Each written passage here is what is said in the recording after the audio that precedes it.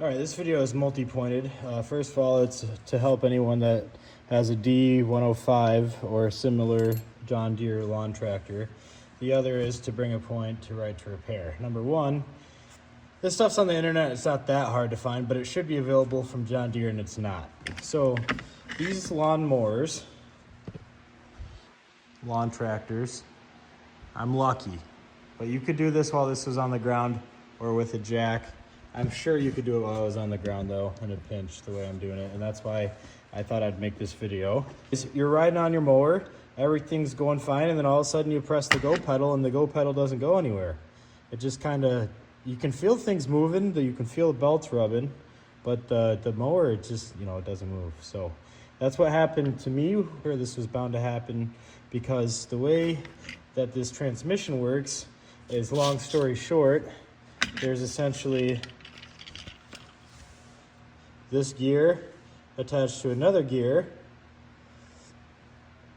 and that's we'll just do long story short like that, okay?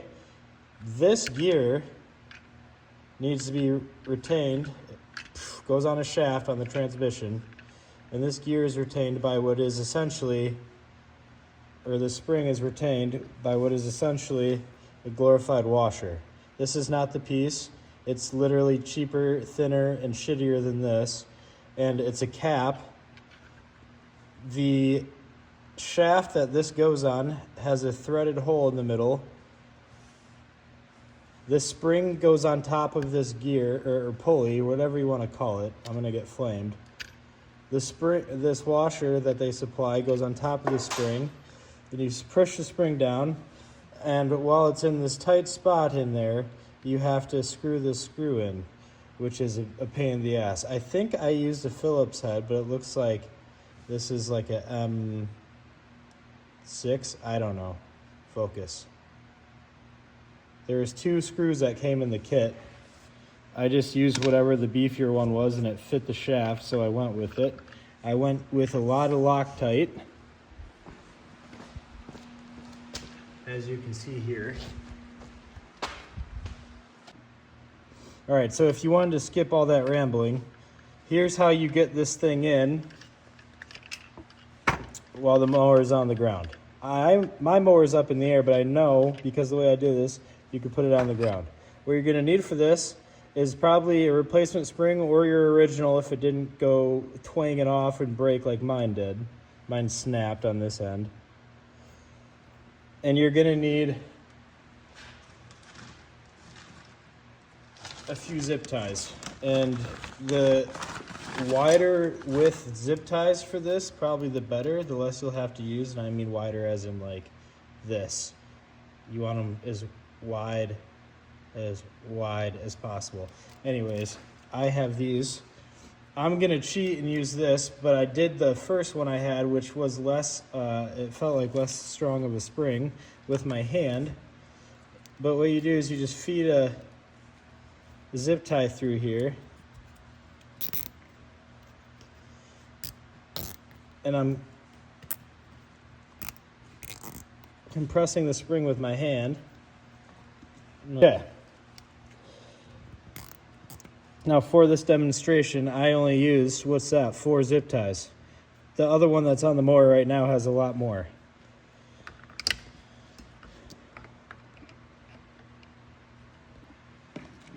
All right, so for the sake of proving that this can be done at home with very simple tools, I'm gonna continue the trend and just use scissors to lop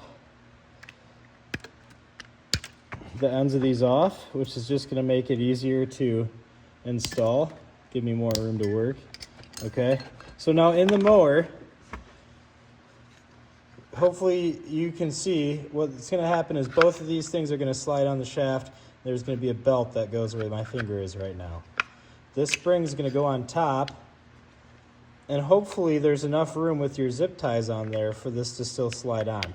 The one I just put on was pretty tight to get on there. But if you can, as long as you can wiggle it past the top so you can get the cap on and screw it all the way down tight, that's really all that matters. So now that top, besides this coil, and again, this is just for demonstration, this coil, except for this coil, this is now this plastic, yes, plastic that they use in their transmissions, is proud, which is what I need to be able to top this thing off with my super secret John Deere supplied part. You know, I'm gonna go on another rant here. Your grandma Linda, oh, little Grandma Ree, is riding her mower. You know, Grandpa passed, Grandma's out riding her mower. You know, she's taking such great care of it. Not a darn thing she could do to prevent this, because what causes this is just vibration works this little screw loose that retains this whole mechanism. This little screw gets worked loose. This spring goes shooting off, and then the top of your pulley goes with it usually. And this gets all wallered out, and if you're lucky, your shaft is okay. In my case, the shaft is okay. I don't have to replace the whole transmission, I don't think, cross my fingers. Anyways, so Grandma Ree, who isn't a mechanic and doesn't have a shop and doesn't have tools or knowledge or know-how, or maybe even a computer to look for the replacement parts, has to take this little mower to a dealership where they're gonna tell her she needs a whole new transmission, probably, depending on where you take it. If it's an authorized dealer, I believe they tell her she needs a whole new transmission at the cost of, I don't know, hopefully I can not be lazy and I'll edit in the price here. It's crazy. Anyways, here's how you do this with simple tools. Zip tie this thing down when you put it on inside the mower, and then screw on the cap, and I'll show you guys what that looks like and how it's possible, okay? And bring you down with me to this stanky floor down here where there's no light. Let's say, just to humor me, you get in from this wheel well, there's a lot of room where you can get underneath this mower. And if you can get this mower up in the air just a little bit so you can see, you certainly can reach around and feel what's happening. So here is that pulley. This bottom piece and top piece I replaced because it comes in a kit, and why not? Here is my spring that is compressed with zip ties, and then the washer cap, and up here, try to get you guys in there. What's in my way here?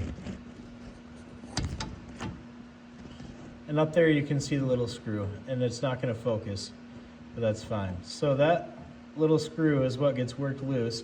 And if you're doing this, you're going to want to put Loctite on this, otherwise you're going to be back here in no time.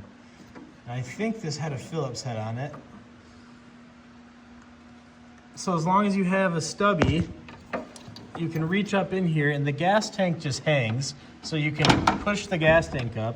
If you're full of gas, sorry buddy, bad luck. I was fortunately not full of gas. And I can get up here with the stubby, push the gas tank up, and I literally let the gas tank ride on the top of the stubby and apply pressure down as I was turning the screw in. Obviously I got to start with my fingers. And now the last part of this is just to go back in here and to cut off these zip ties, and then everything is going to be hunky-dory, Bob's your auntie. This thing should work again. I should have a working mower. But I believe otherwise you'd have to get a new transmission from JD. So anyways, we'll cut those off, be right back. Okay, so again, I'm cheating a little bit because I'm gonna switch from my scissors, and I'm gonna use these flush cutters to cut them off. These will make it really easy to get in there and wop those off real quick. All right, when you cut the zip ties off, it should look like that. Okay, so that's what it's supposed to look like once you cut all the zip ties off. Now you can imagine if you had to force this spring down while holding a cap and a washer to screw this thing down, it would be damn near impossible. But with a few zip ties, you can literally do this while the mower is on the ground. So anyways, happy fixing. Fuck you, John Deere, for this shitty design. And yeah, good luck. Bye.